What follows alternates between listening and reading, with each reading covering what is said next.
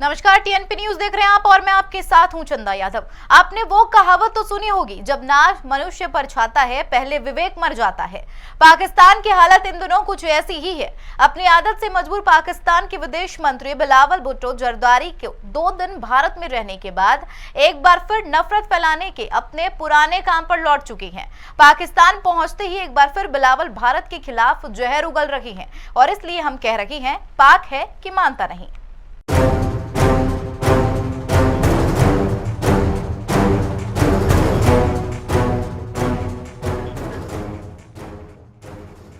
विनाश काले विपरीत बुद्धि, पाकिस्तान पर यह कहावत बिल्कुल सटीक बैठती है।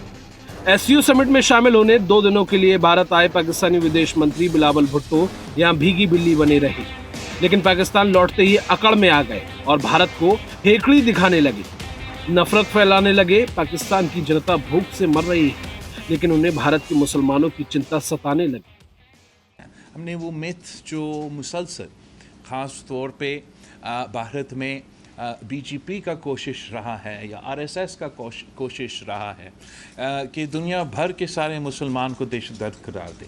अगर वो मुसलमान भारत में रहते हैं तो उनको भी दहशतगर्द करार देते हैं, और कोई पाकिस्तानी नज़र आता है तो उनको भी वो दहशतगर्द करार देते हैं।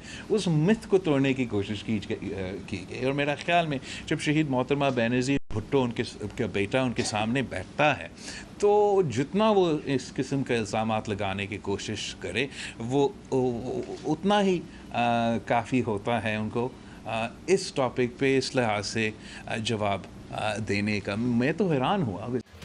भारतीय कूटनीति से मात खाकर अपने देश वापस लौटे बिलावल भुट्टो एक बार फिर पाकिस्तानी आवाम को पुराना चूरन बांटने में लग गए, यानी कश्मीर की राग अलापने में लग गए। मैं जानता हूं कि काफ़ी ऐसे लोग थे जो उम्मीद रखे बैठे थे कि बायलैटरल रिलेशंस में कोई बेहतरी इससे आए, मगर ना हमारा जाना का मकसद ये था।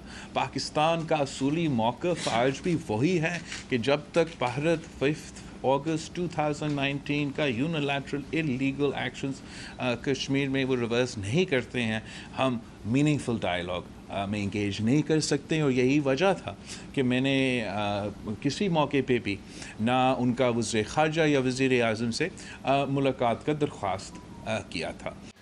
बिलावल भारत से बेइज्जती करवाकर अपने देश वापस लौटे और अब कराची में उल जुलूल बयान देकर उसे और बढ़ा लिया।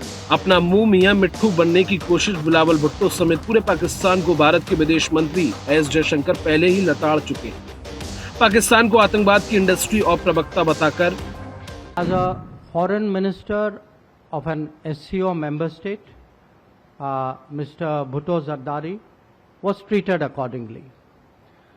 As a promoter, justifier, and I'm sorry to say spokesperson of a terrorism industry which is the mainstay of Pakistan, his positions were called out and they were countered, including at the SCO meeting itself.